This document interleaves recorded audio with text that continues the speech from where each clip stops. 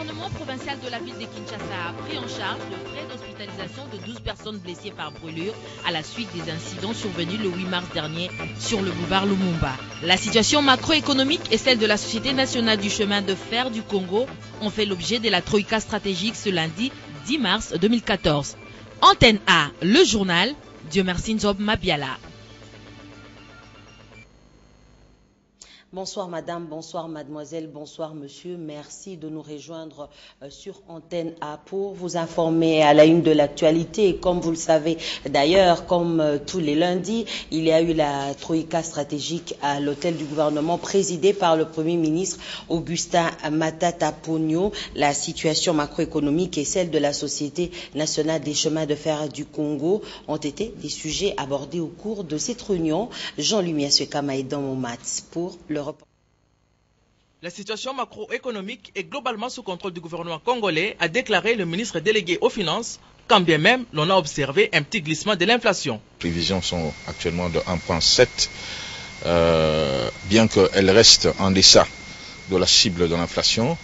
On s'est inquiété quand même sur le niveau de l'inflation réalisé sur la dernière semaine qui était de 0,7%. Et à ce sujet, des instructions ont été données aux services qui sont impliqués dans le calcul des statistiques relatives à l'évolution des prix, de pouvoir travailler, notamment de manière à mettre en cohérence l'évolution sur les marchés d'échange et l'évolution sur les prix intérieurs. S'agissant du marché d'échange, il s'observe une très grande stabilité. Le taux de change demeure autour de 925 sur le cours indicatif, et à 935 au niveau du parallèle. Les prévisions en matière de taux de croissance sont maintenues, 9,5. On a enregistré une petite augmentation des réserves internationales au cours de l'année, du mois de la dernière semaine. La situation critique de la Société nationale de chemin de fer n'a pas été passée sous silence. Il est important que dans les rapports entre le management et le personnel, il y ait un moratoire qui s'installe parce que la situation est fragile. S'il y a des grèves à répétition, elles ne vont pas contribuer à régler le problème du personnel. Et donc, il est important qu'on observe le moratoire. Signalons par ailleurs que le gouvernement va travailler avec la Banque mondiale sur des solutions de restructuration de la SNCC, des solutions qui seront à court terme et à moyen terme.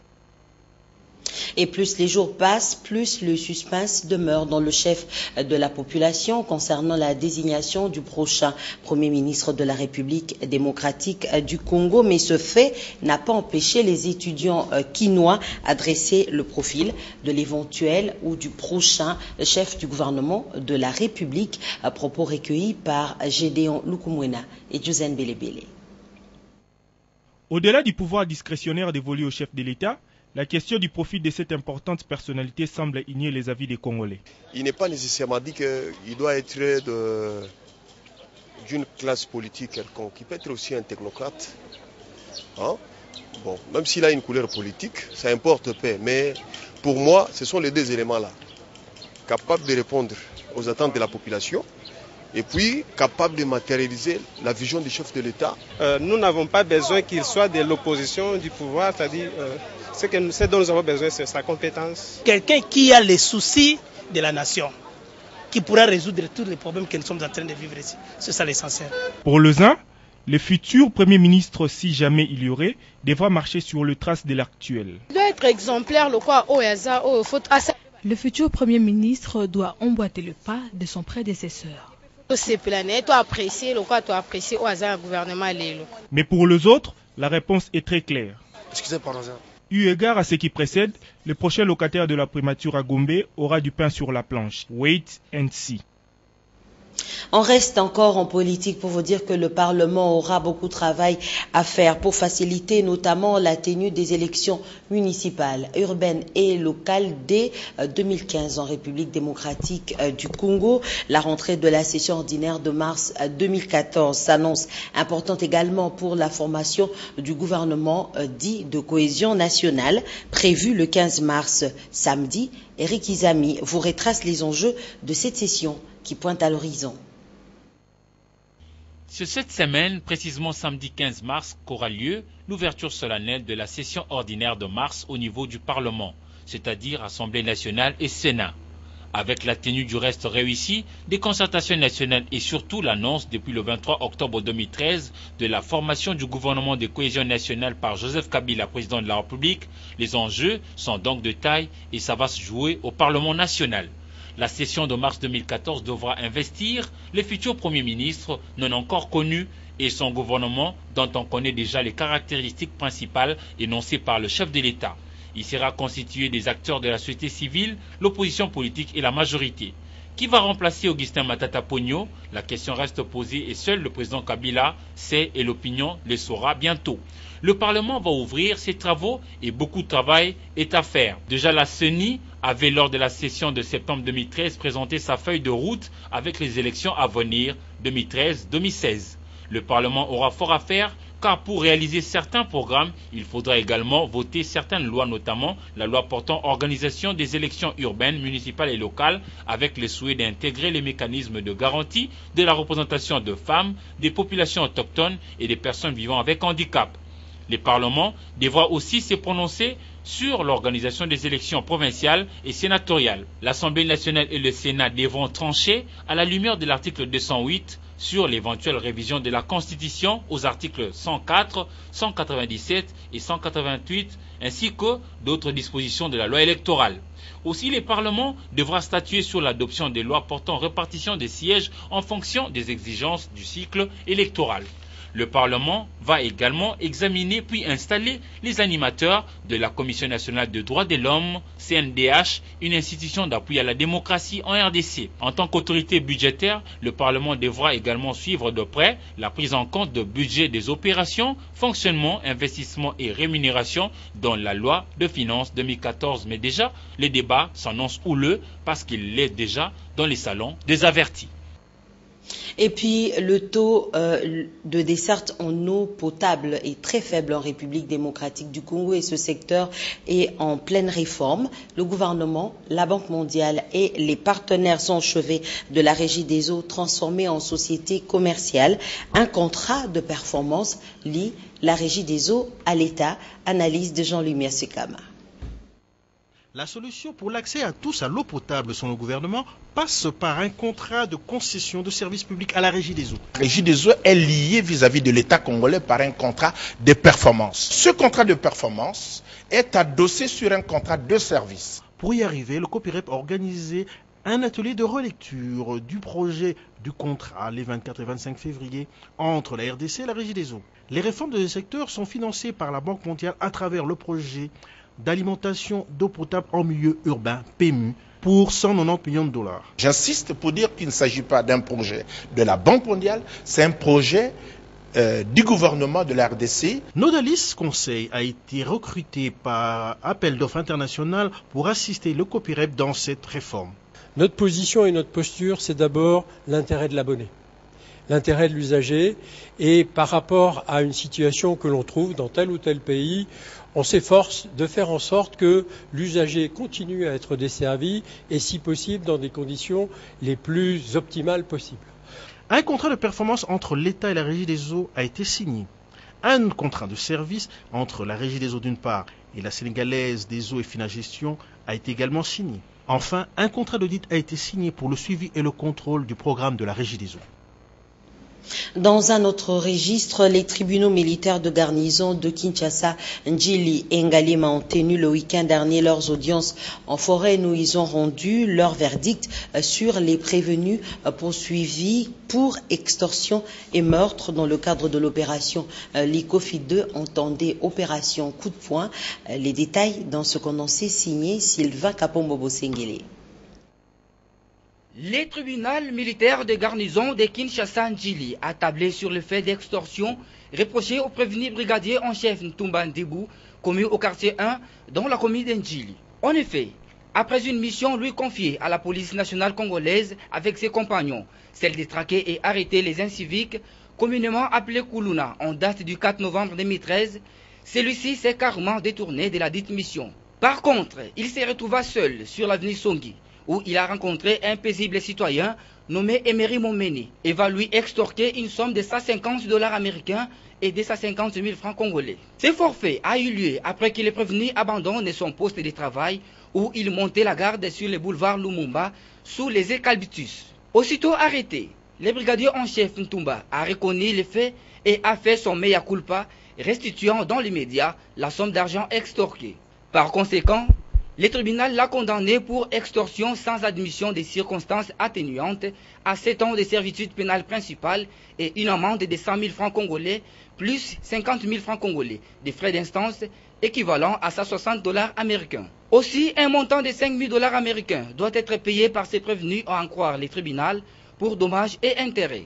Au même moment, au tribunal d'Engaliema, le prévenu Mbenza, commandant en second des sous-commissariats pépinières, a été accusé pour meurtre sur le nommé Mavouba à l'aide d'une arme AK-47 en lui tirant à bout portant lors d'une mission de rétablir l'ordre public troublé par 2 groupes de Koulouna. La scène s'est passée entre Binza Pigeon et Selembao au cours de la journée du 19 octobre 2013. Le groupe d'intervention, composé de 5 policiers, avait avoué d'avoir tiré en l'air des coups de balle en vue d'intimider ces inciviques. Lors de l'instruction, le prévenu Mbenza a rejeté en bloc toutes les accusations de détention d'armes AK.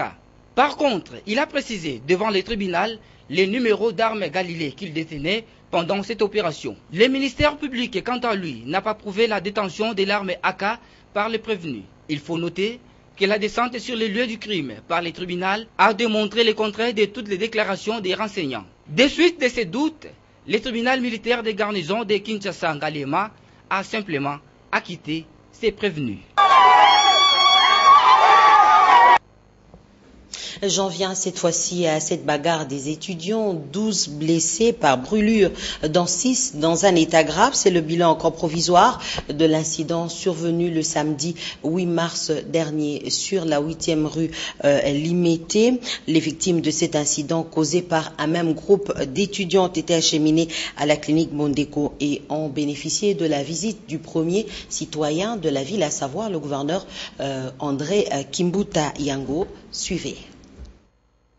L'ordre public a été perturbé par un groupe d'étudiants qui se sentent livrés au jeu de pierre, causant ainsi des victimes au niveau de la 8e rue Limété le 8 mars dernier. Aussitôt appris, le gouverneur de la ville s'y est rendu à l'hôpital Bondeko pour palper du doigt cette réalité et assister les personnes blessées dans un bus de Transco en provenance de Kingasani. Ce dernier était victime des pierres et des cocktails Molotov lancés par le groupe d'étudiants. En attendant les enquêtes, l'exécutif provincial de la ville de Kinshasa décide de prendre en charge tous les frais d'hospitalisation de 12 victimes. Dans un futur proche, le commissariat de la police communiquera les résultats de ces enquêtes. On va parler de la femme à présent. Vous savez que la journée du 8 mars dédiée à la femme est célébrée différemment en République démocratique du Congo. Qu'en pensent les femmes? Réponse dans ce reportage de Lydia Elambo et Josène Belebele. Un habit symbole, le PAN n'arrête pas de mettre les dames des horizons divers d'accord en RDC. Mais célébrer le 8 mars, l'approche a changé depuis l'arrivée du gouvernement Matata. Si jadis, cette fête de la femme occasionnait des défilés grandioses avec des pannes imprimées pour la circonstance, aujourd'hui, la méthode de la ministre du Genre, Famille et Enfants pousse plus à la réflexion sur la condition sociale de la femme. Ces changements est salué pour valoriser la femme. Bon, je vais d'abord féliciter notre ministre qui a interdit vraiment ces choses-là. Je dirais ceci, avec cette méthode-là, je préférerais qu'on puisse continuer avec la méthode, bien sûr, mais de manière quand même cohérente. Cette année, j'ai aimé parce qu'il n'y a pas eu trop de débordements, trop de tapage. Ça s'est passé, donc chacun a fêté, s'est honoré elle-même par rapport à ce qui s'est passé les années antérieures. Pour une certaine autre catégorie de femmes, l'ancienne façon de fêter la femme doit être réhabilitée, mais avec un regard de contrôle pour les jeunes filles. Moi, je préfère qu'on puisse faire ce qu'on faisait avant. On fêtait avec de pagnes, comme moi, nos directeurs nous prenaient et nous donnaient à manger, nous donnaient des pagnes, de l'argent. Vraiment, c'était bien. Mais cette année, je suis très déçue parce que la ministre, là, a mal réagi. C'est notre fête, il faut qu'on puisse fêter.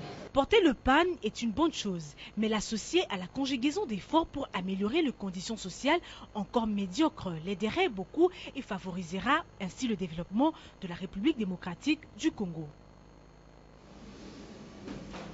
Vous avez reconnu la voix de Sylvie Fortuné Mboula. Ensemble, luttons contre la guerre et les violences faites à la femme et la jeune fille en consolidant la paix et la justice en République démocratique du Congo. C'est le thème national choisi pour la célébration du 8 mars. Lina Pembe, femme entrepreneur, donne sa lecture sur ce thème dans ce reportage de Natacha Bomongo et David Tembeni.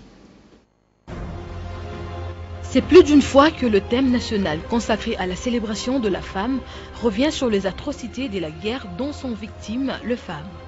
Pour Madame Lina Pembe, cela prouve à suffisance que ce problème demeure car les traces de ces fléaux sont indélébiles.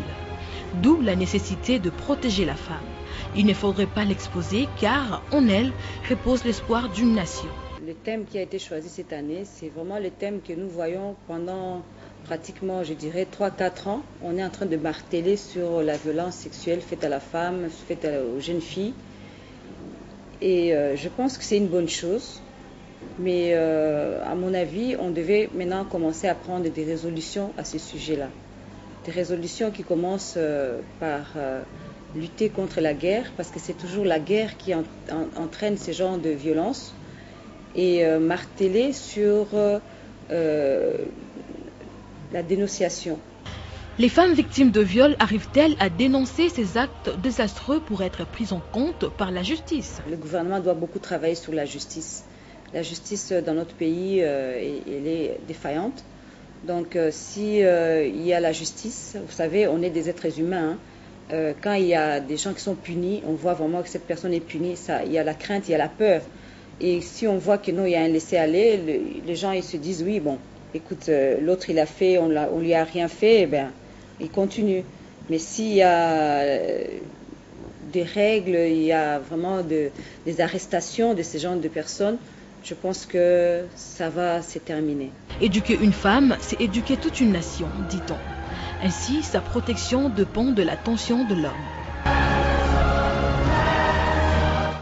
Ce communiqué de presse avant de nous rendre à Beni. Bonne nouvelle pour les habitants de Kinshasa. Le grand hôpital de l'Inde, Indraprasha Apollo Hospitals de New Delhi, en association avec l'agence de voyage Travel Plus Espérel de la République démocratique du Congo, vous offre une unique opportunité d'être consulté par des médecins indiens de renommée internationale. Parmi eux, des spécialistes en neurologie, transplantation rénale, orthopédie et neurochirurgie.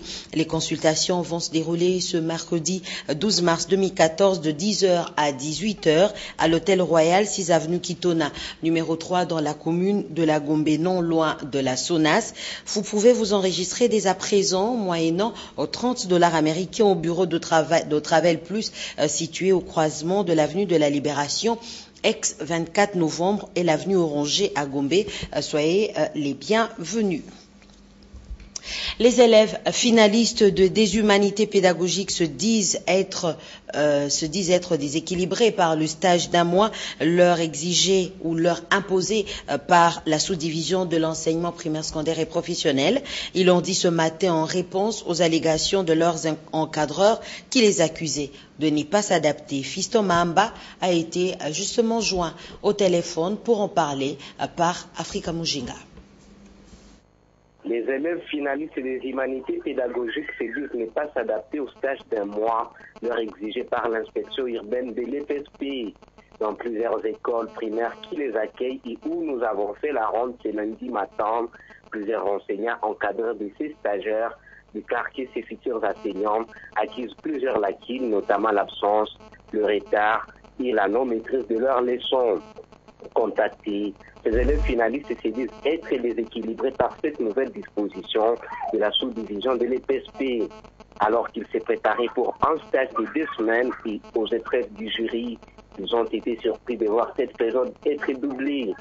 Pour sa part, l'inspecteur des pôles secondaires des Béni précise que cette disposition émane du ministère national de l'enseignement et ne peut être modifiée au niveau local à améliorer la performance de ses futurs enseignants. Béni, Isomambala Rousse pour Antenne A.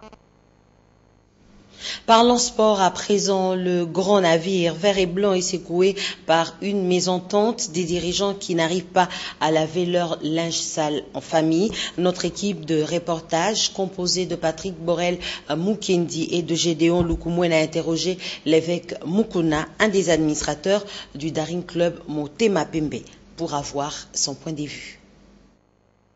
Les Daring Club Motema Pembe de la capitale Kinshasa passent une saison sportive 2013-2014 cauchemardesque.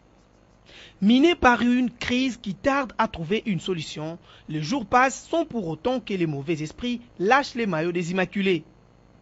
Pour sauver Motema Pembe, le pasteur Pascal Mukuna, qui occupe la fonction de l'administrateur, a déclaré que personne n'a la qualité de le déchoir. Sans effet. Aucune autre personne n'a la capacité de convoquer l'Assemblée générale pour élire ou suspendre un dirigeant, si ce n'est que le président de la coordination et son secrétaire général. Il a renchéri que cette contre-performance poussera les supporters à récupérer leur équipe chérie.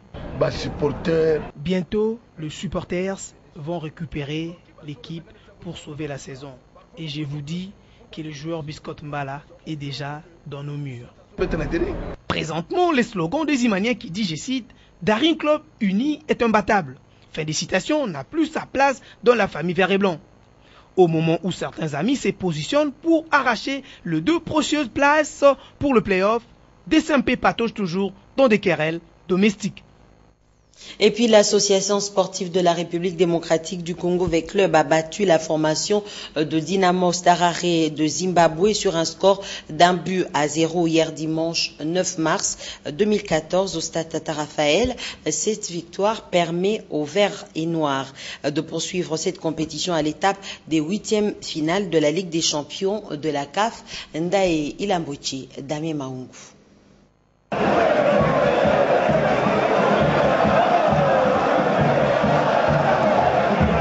C'est le score étriqué d'1-0 en faveur de l'association sportive V-Club face à son adversaire, les Dynamo d'Harare de Zimbabwe, a sanctionné la fin du match retour de la 16e de finale de la Champions League de la CAF.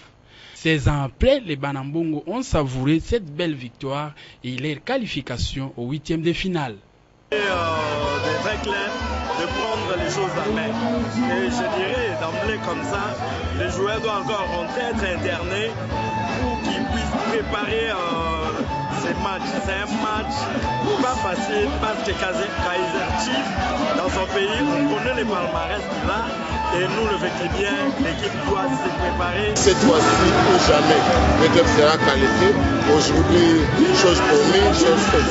Qualification, on est satisfait. Bon, on avait dit l'objectif cette année, c'est que le club entame l'étape du quart de finale. L'association sportive V-Club va affronter la formation Sudaf de Kaiser Chiefs le 23 mars 2013 au stade Tata Raphaël de la Kétul.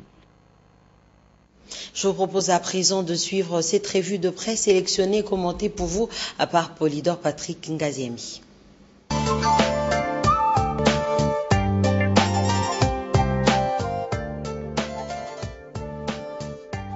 Quelques titres de ce début de semaine font état de la guerre enclenchée au sein de la classe politique congolaise par ceux qui rêvent de diriger le gouvernement de cohésion nationale. La référence plus et l'avenir les qualifient de pyromanes. Ils sont à la manœuvre, affiche la référence plus à travers le réuniement au président de la République des performances socio-économiques engrangées et d'autres méthodes de SAP propres à l'opposition pendant la période de transition sous la Deuxième République.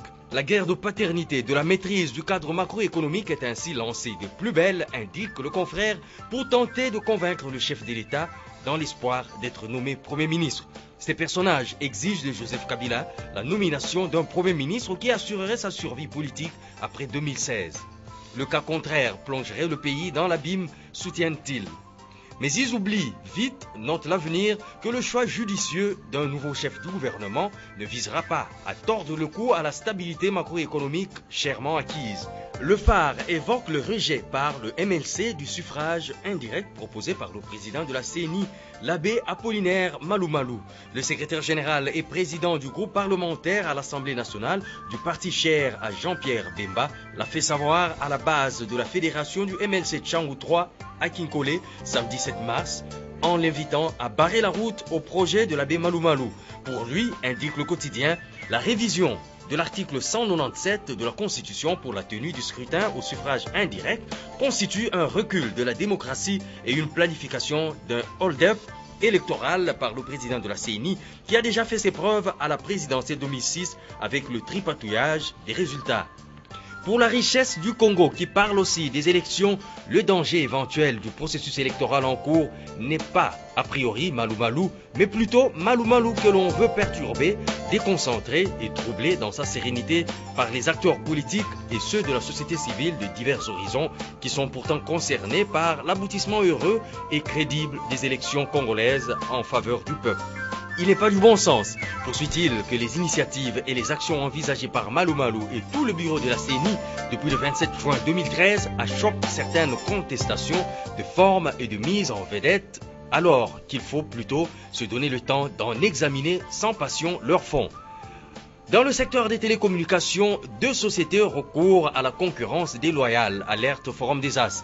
Le journal parle du dumping entre les deux, une véritable guerre de prix. En effet, chez la première qui se veut, le géant des télécommunications en RDC, par exemple, grâce à une offre alléchante, rien qu'avec 100 unités, tout abonné en mode prépaiement peut effectuer des appels illimités en intra-réseau pendant 24 heures. Mieux, écrit le quotidien, l'offre est automatiquement renouvelable. Et pendant ce temps, expliquent les observateurs, une deuxième société qui battait déjà le record avec les prix le plus bas en intra-réseau ne manque pas d'imagination. Grâce à une nouvelle cartouche, notre Forum des As, avec 6 unités seulement, chaque abonné peut appeler pendant 1 minute ou plus l'abonné de notre réseau. Les prix sont désormais cassés, même en intraconnexion. À la RPTC, Autorité de régulation, constate le quotidien, c'est le silence radio. Et toujours dans le secteur des télécommunications, la prospérité revient sur la bataille larvée autour de la 3G, une bataille entre la National Broadcasting Company, NBC, et les sociétés de télécommunications opérant en RDC. À propos, affiche le journal, le ministre des PT et NTIC, Trifon Kinkemulumba, s'en remet à la justice. Pour lui, en effet, aucune trace juridique ne permet d'accorder à NBC la licence de la 3e génération en RDC. Il ignore, en tout cas, NBC comme détenteur du droit d'octroi de la dite licence. Du côté de l'aviation civile, les dépêches de Brazzaville signalent que l'Association du transport aérien international vient de décider de retirer à 10 compagnies aériennes opérant en RDC leur licence d'exploitation. Du fait de cette décision, estime le journal, la mobilité des personnes et des biens sera hypothéquée. Dans ces colonnes, le guide cite nommément ces compagnies. Il s'agit de elle de la concurrence, ceci du fait qu'elle sera appelée à interdire et même à réprimander tout accord entre entreprises visant à limiter la concurrence au sein du COMESA. Voilà, c'est par ici que nous mettons un terme à ce journal. Merci à vous tous qui nous avez suivis à Libreville, au Gabon. Je vous retrouve demain à 19h pour l'information, à 7h30, 10h, 12h. Vous retrouverez Natacha Bomongo à 16h pour les informations en Lingala. Ce sera Patricia Molengo Bolekuni. Bonsoir à tous.